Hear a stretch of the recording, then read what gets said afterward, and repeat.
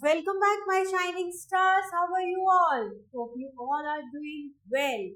This is Hanshi, your civics educator. Today we are doing chapter number 7. This is the last chapter of the course book, Gender, right?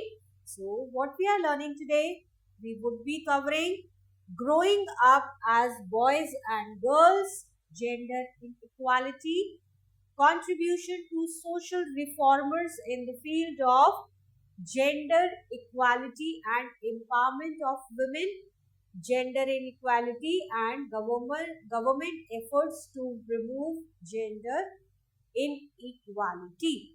So let us begin. Look at the picture and notice something that promotes a stereotype. Write down your views. So इस picture को देखकर हमें क्या हमारे दिमाग में thoughts आते हैं, क्या हमारा एक एक इस पिक्चर को देखकर फर्स्ट लुक में हम क्या सोचते हैं. So like colour variation, it's a girl, it's boy, right. So आजकल मार्केट में बहुत ज्यादा चीजें हमें देखने के लिए मिलती है कि कुछ टॉयज हैं वो स्पेसिफिक गर्ल्स के लिए, कुछ टॉयज स्पेसिफिक बॉयज के हैं. क्लोथिंग में भी कलर वेरिएशन होता है. पिंक कलर गर्ल्स के लिए डिफाइन कर दिया गया है, अगर बॉय है तो उसके लिए ब्लू कलर डिफाइन कर दिया गया है, राइट. तो इस तरीके का बहुत सारा हमें जो डिफरेंस है वो देखने के लिए मिलता है. आज हम उसी डिफरेंसेस के बारे में बात करते हैं जो कि जेंडर बाइफिकेशन हम बोलते हैं. Now, growing up as boys and girls, your identity revolves around your name and whether we are boys or girls, right? The first question that comes to everyone's mind upon hearing the birth of a newborn in the family is whether it is a boy or a girl. Instead of inquiring about the child's health, we wish to know the gender of the newborn at the first instance. So this biological distinction between boys and girls is termed as sex, often interchangeably used with gender. तो क्या होता है कि जब हम किसी family में कोई एक न्यू बॉर्न बेबी होता है, लोग एक विशेस देते हैं, तो पहले वो ये तो डिस्कस नहीं करते हैं that baby is healthy, mom is healthy, right. But instead of asking these questions, they are directly asking it is a girl और अ बॉय, बेटी हुई है या बेटा हुआ है, राइट. तो यही से डिस्क्रिमिनेशन स्टार्ट हो जाता है या फिर जेंडर बाइफिकेशन इसको हम कहते हैं, राइट. और ये क्या होता है? Biological distinction. बायोलॉजिकल डिस्टिंक्ट यानी कि बॉय है या गर्ल है. So gender refers to the socially constructed roles. Gender bifurcation जैसे ही हमें पता चलता है कि ये गर्ल है या बॉय है, तो सोशली क्या होता है? उनके रोल्स डिफाइन कर दिए गए हैं. एक माइंडसेट बन जाता है कि गर्ल्स ये काम करेंगी, बॉयज ये काम करेंगे. गर्ल्स ये कलर पहनती हैं, बॉयज वो कलर पहनते हैं, राइट. गर्ल्स ज्यादा नहीं पढ़ती हैं, बॉयज ज्यादा एजुकेशन लेते हैं, ठीक है. सो बिहेवियर्स में भी चेंजेस आता है. बिहेवियर्स लाइक बोला जाता है बॉयज हो, आप लड़के हो, आपको रोना अलाउड नहीं है, आप बॉयज रोते नहीं है, और गर्ल्स जो है वो रोती हैं, राइट. गर्ल्स ज्यादा इमोशनल होती है, बॉयज रफ एंड टफ होते हैं. तो इस तरीके के बिहेवियर, एक्टिविटीज और एट्रीब्यूट्स में भी चेंज आता है. So social society considers appropriate for men and women. Boys and girls in any society are assigned different roles and are expected to behave accordingly. तो जो सोसाइटी में, जिस तरीके का सोसाइटी में कल्चर हमारा बन गया है, या लोग एक्सपेक्ट करते हैं कि गर्ल्स ऐसे बिहेव करेंगी और बॉयज इस तरीके से बिहेव करेंगे. So gender affects every aspect of life from how we see and value ourselves to know, we learn to communicate and interact with one another. So societies make clear distinctions between boys and girls. This begins from very young age. और ये जो distinction होता है ये बहुत छोटी as से, in fact पैदा होने से पहले ही स्टार्ट हो जाता है. For example, as young children we are giving different toys to play with. Boys are generally given cars or ball, while girls are given dolls to play with, right? So जब बच्चे छोटे होते हैं उनको क्या करते हैं? बॉयज को डिफरेंट टॉयज देते हैं, गर्ल्स को डॉल्स देते हैं. बॉयज किससे खेलते हैं? बॉयज तो थोड़ा सा मैकेनिकल चीजों से, स्क्रू ड्राइवर से, कार्स दे दी उनको, बॉल्स दे दी, कि उनको उस तरीके के टॉयज ज्यादा पसंद आते हैं. So both toys can be fun for both boys and girls. ऐसा नहीं है, बच्चों को क्या पता कि गर्ल्स को या बॉयज को क्या पता कि बॉयज बॉयज क्या डॉल्स से नहीं खेल सकते हैं. The toys are made only for fun. बच्चों के फन के लिए है, बाइफिकेट करने के लिए नहीं है. Right? So why are then girls given dolls and toys not and boys can't? Toys become a way of telling children that they will have different futures, and when they become men and women, if we think about it, this difference is created in the smallest and the most everyday thing. तो बहुत छोटे से जब बच्चे होते हैं तभी से डिफरेंस आने स्टार्ट हो जाते हैं. हम उनको डिफरेंटली ट्रीट करते हैं. गर्ल्स को डिफरेंट तरीके से ट्रीट किया जाता है और बॉयज को डिफरेंट तरीके से ट्रीट किया जाता है, जैसे कि हमने टॉयज के केस में डिस्कस किया. Such differences emerge in the form of gender stereotype. Typical examples of gender stereotype are girls are soft and gentle, boys are tough and active and so on. So ये लोगों का हम क्योंकि different तरीके से treat करते हैं बच्चों को, तो ये एक स्टीरियोटाइप मार्केट में बन जाता है. यानी कि मार्केट मीन सोसाइटी में बन जाता है कि गर्ल्स क्या है, बहुत सॉफ्ट एंड डेलिकेट होती है, इमोशनल होती है, और बॉयज कैसे होते हैं, रफ एंड टफ होते हैं, एक्टिव होते हैं. So these stereotypes are ways of telling children that they have specific roles to play when they grow up to be men and women. और इन stereotype से क्या होता है, बच्चों के अंदर ये चीजें कल्टिवेट होने लगती हैं, और जब वो बड़े होते हैं तो उनको पता है कि boys rough and tough behave करेंगे, वो कभी रोएंगे नहीं, गर्ल्स बहुत सॉफ्ट स्पोकन होंगी. राइट? तो ये stereotype from the born of a baby इस तरीके की चीजें स्टार्ट हो जाती है. So later in the life this affects the subject we can study और the careers we can choose. तो इसी तरीके से हम इन्हीं अपब्रिंगिंग्स पर ही, इन्हीं डिस्टिंक्शंस की वजह से ही क्या होता है, हम अपने कैरियर्स चूज करते हैं बड़े होकर. In most societies, including your own, the roles men and women play or the work they do, they are not valued equally. Men and women do not have the same status. और इसी तरीके से क्या होता है, changes आने लगते हैं, बाइफिकेशन स्टार्ट हो जाता है, और वो बड़े होने तक हर फील्ड में आ जाता है, हर चीज में ये चेंजेस आने लगते हैं. Now, gender inequality in India, there are various factors which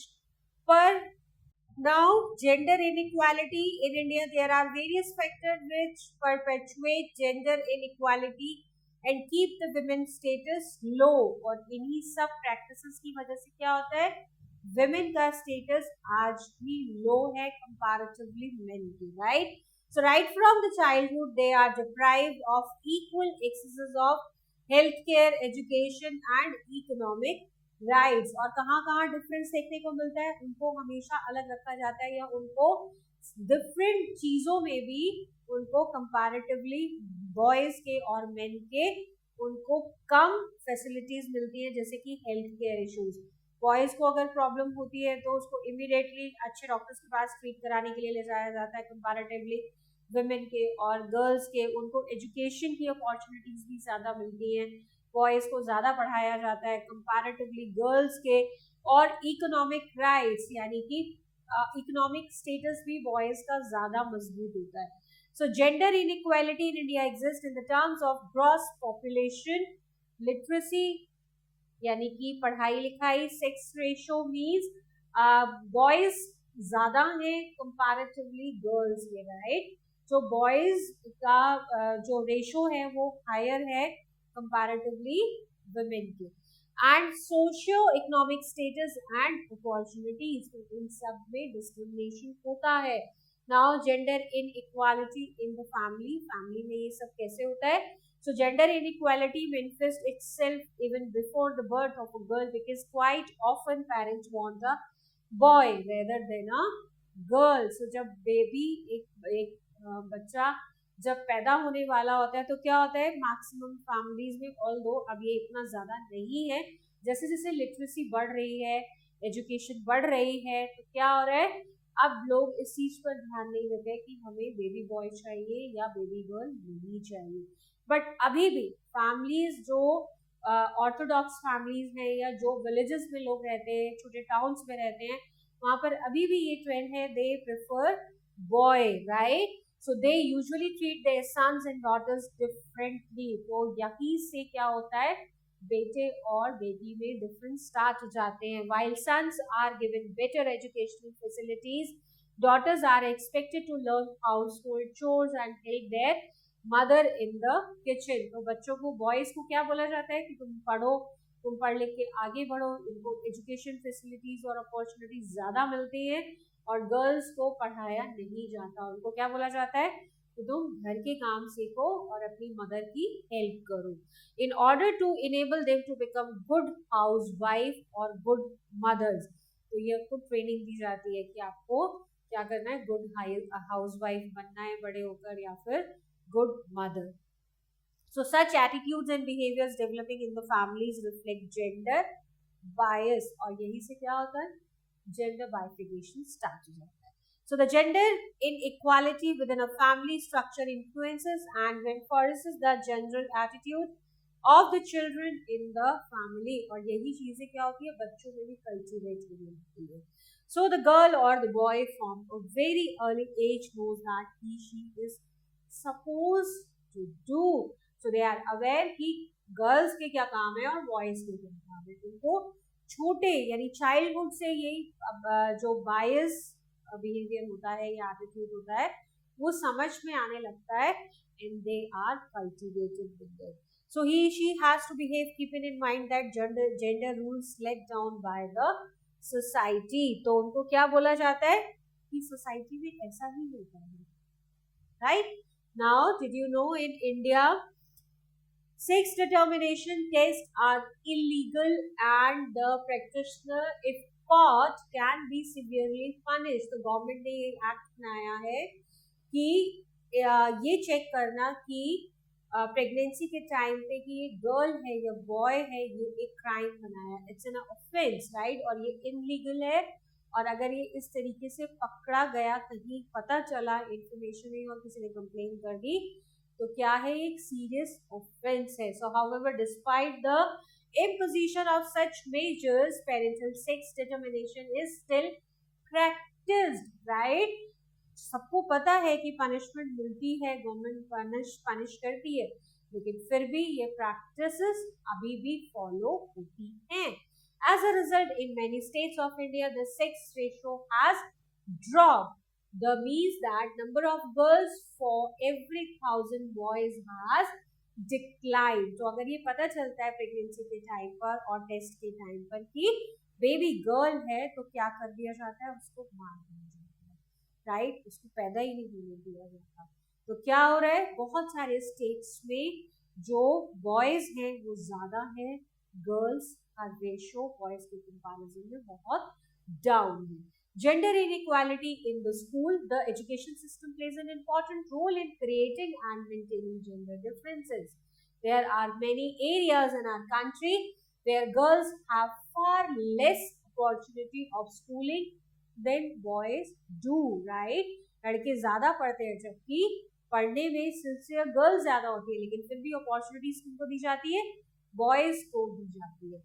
Gender inequality in the society, women contribute a lot at home by caring for the family and bringing up the children। So women का क्या काम है, women का ये घर संभालना and बच्चों को बड़ा करना, right?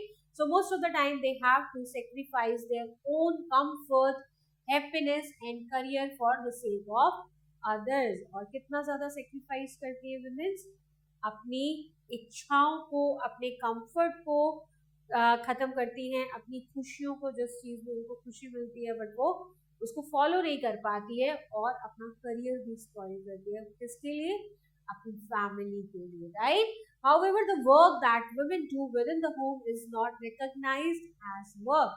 So जो विमेन्स घर में काम करती हैं, विमेन घर में जो काम करती हैं उसको रिकॉग्नाइज ही नहीं किया जाता, उसको माना ही नहीं जाता कि वो काम है. It is also assumed that this is something that comes naturally to women, और उसकी जगह क्या माना जाता है कि ये तो इनका ये नेचुरल है, मतलब वही समझा जाता है कि ये इनका काम ही है.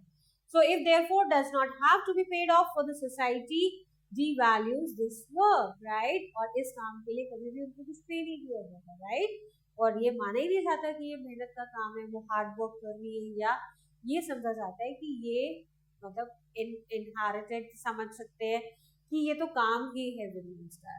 So contribution of social reformers in the field of gender equality and empowerment of women. कुछ social reformers हुए हैं, उन्होंने हमारी सोशल सोसाइटी यानी सोसाइटी से बहुत सारी ऐसी प्रैक्टिसेस थी, evil practices थी, जिनको eradicate किया है. To social reformers during the after the freedom struggle realized that fact that deplorable condition of women and their backwardness has this was largely responsible for the overall backwardness of the country. तो क्या हो रहा है, क्योंकि women educated नहीं है, women को उतनी opportunities नहीं मिल रही है, तो उनको लगा कि इस वजह से क्या हो रहा है, हमारी कंट्री पीछे हो रही है. So therefore, keeping this fact in mind, the modern reform movement started paying attention to the pitiable condition of women and initiated reforms to improve their condition. तो इस तरीके से कुछ social reformers हुए हैं जिन्होंने women's के लिए work किया है, उनकी pitiable condition जो दयनीय स्थिति थी उसके लिए काम किए या उसके लिए चेंजेस लाए हैं. उनमें सबसे पहले नाम आता है राजा राम मोहन रॉय का. So Raja Ram Mohan Roy founded the Brahmo Samaj and led stress on women's education.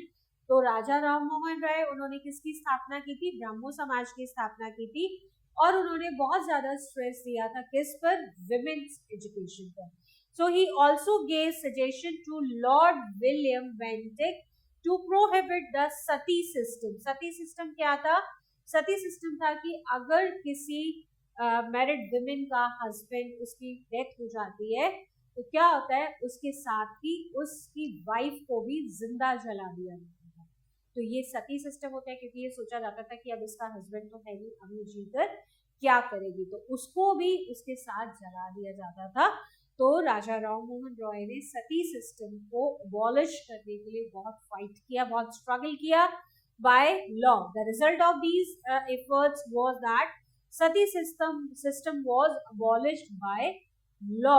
उन्होंने इसको बहुत ज्यादा हाईलाइट किया और विलियम बेंटिक को भी इसको बताया कि इसके लिए एक लॉ बना दिया जाए कि सती सिस्टम ना हो या जो वुमेन है उनको जलाया ना जाए. सो Swami Dayanand Saraswati, he was the founder of Arya Samaj and laid stress on the equality of both sexes and advocated the education of women. अब दयानंद सरस्वती जी ने, जिन्होंने आर्य समाज की स्थापना की थी, उन्होंने भी बहुत ज्यादा स्ट्रेस दिया किस पर, विमेन एजुकेशन पर, और ये भी बताया कि जेंडर इनइक्वालिटी नहीं होनी चाहिए. He also campaigned vigorously against the sati system and female infanticide. So female infanticide क्या होता है, जब लड़की पैदा होती है उसको मार दिया जाता है. This is known as female infanticide. तो स्वामी दयानंद सरस्वती जी ने भी बहुत ज्यादा लोगों को एजुकेट किया कि हमें गर्ल चाइल्ड को मारना नहीं है, और विमेन की एजुकेशन पे भी स्ट्रेस दिया, और उन्होंने भी सती सिस्टम को अबॉलिश करने के लिए बहुत ज्यादा स्ट्रगल किया. राइट, सो ये दो सोशल रिफॉर्मर्स हैं. Then next is Ishwar Chandra Vidyasagar. He was the founder of many educational institution. Ishwar Chandra Vidyasagar, he encouraged widow remarriage and started the movement against child marriage. Right, ईश्वर चंद्र विद्यासागर ने क्या बोला, एक तो चाइल्ड मैरिजेस को बंद करने की मांग की. राइट, उन्होंने कहा क्योंकि छोटी एज में शादी कर दी जाती थी, चाइल्ड मैरिज, और उसके बाद बहुत टाइम बाद फिर धीरे धीरे करके होता गया, लोग अवेयर होते गए, और आज इंडिया में कितनी एज है गर्ल्स मैरिज की, 18 ईयर से अगर किसी छोटी लड़की की शादी होती है तो उसको चाइल्ड मैरिज में कंसीडर किया जाता है, राइट, और ये एक क्राइम है। और इसके अलावा उन्होंने विडो रीमैरिज, यानी जिसके हस्बैंड की डेथ हो जाती है, लोग उसको क्या समझते हैं कि ये विडो हो गई है, पहले तो उसको सती सिस्टम के अगेंस्ट में क्या किया जाता था, उसको सती कर दिया जाता था, यानी कि उसको भी अपने हस्बैंड के साथ जलना पड़ता था। बट अब जब ये खत्म हुआ तो उसके बाद ईश्वर चंद्र विद्यासागर ने स्ट्रगल किया कि विडोज की रीमैरिज हो, यानी दोबारा से उनकी शादी कराई जाए। Among the Muslim reformers, Sir Syed Ahmad Khan, who strongly advocated education for Muslim women, he felt that education alone could play a vital role in upliftment of women. So Muslim reformer कौन थे? Sir Syed Ahmad Khan.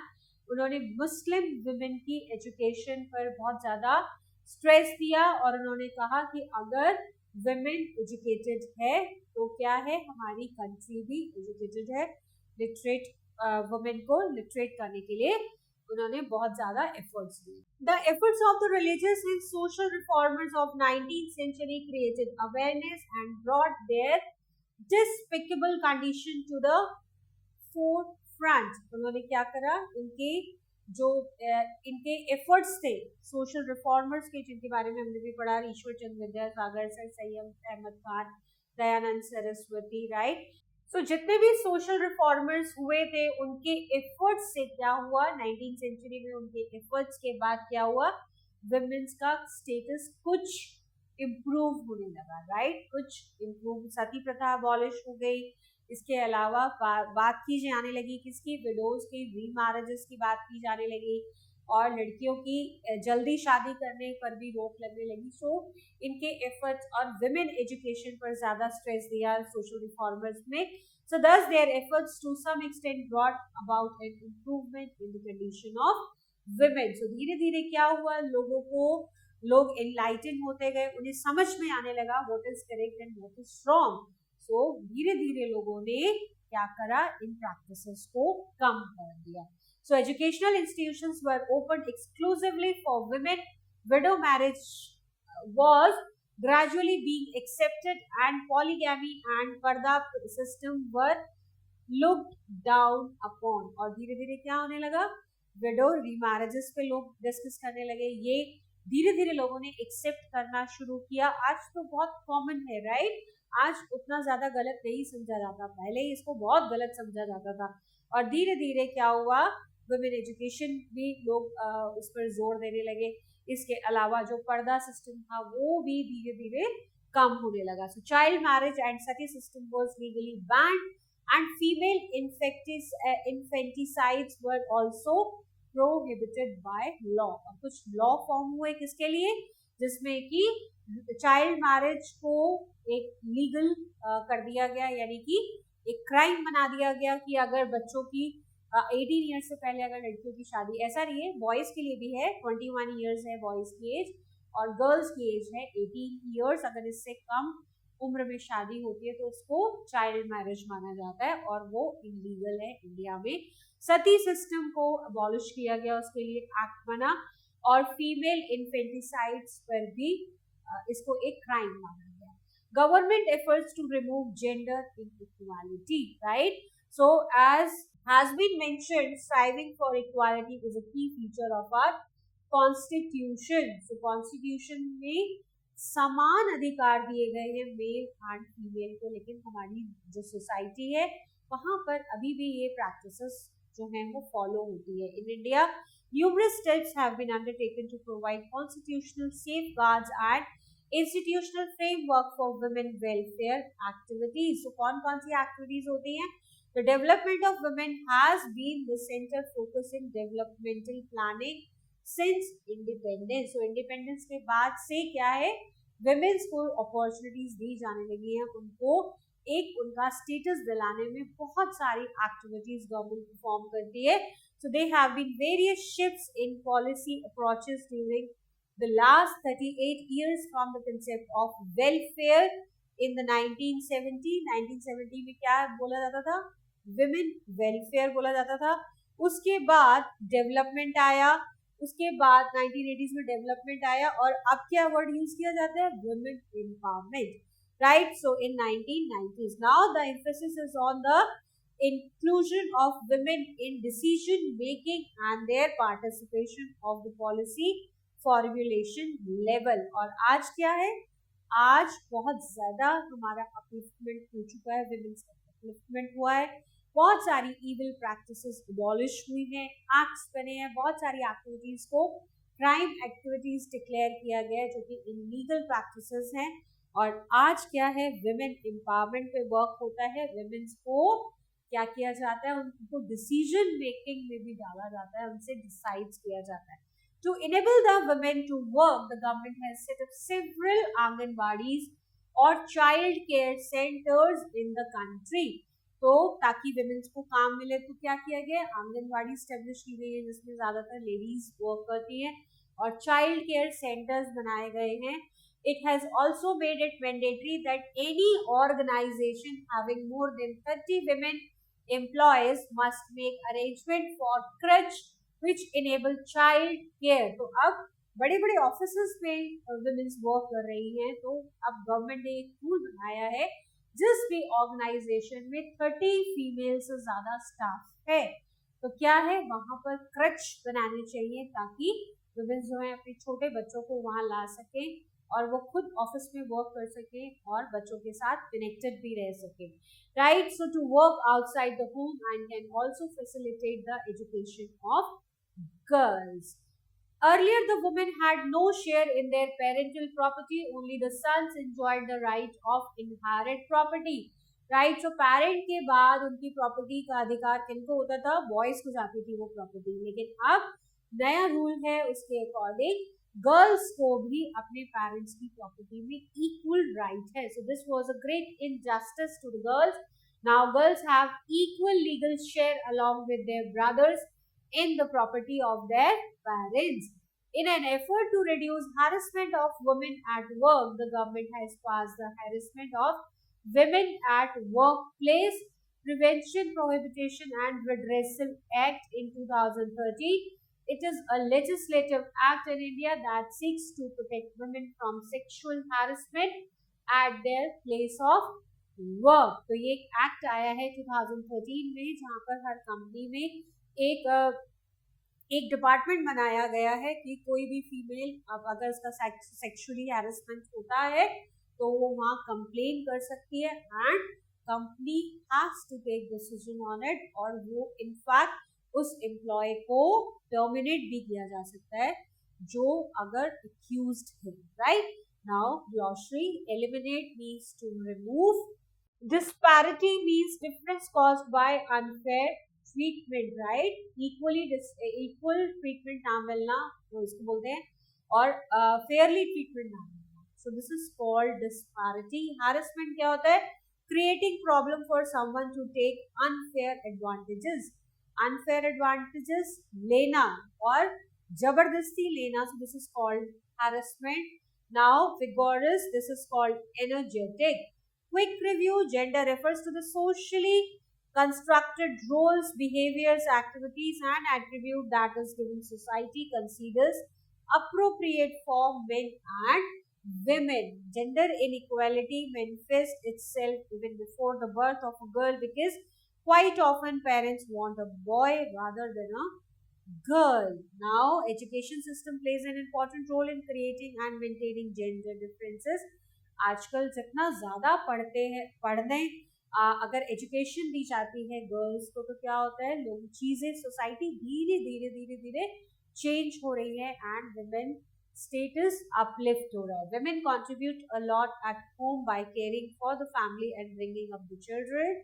Next, the efforts of the religious and social reformers of the 19th century created awareness and brought their despicable conditions to the forefront. तो religious reformers and social reformers की वजह से क्या हुआ है, women's का status improve किया हुआ है, उनकी जो despicable condition थी, बहुत दयनीय स्थिति थी, उसमें काफी improvement आया है. Now we have the question answers exercise. First is darken the circle of correct option in OMR sheet. First one dash was dreaded custom against which Raja Ram Mohan Roy raised his voice. तो उन्होंने किसके लिए अपनी voice raise की थी?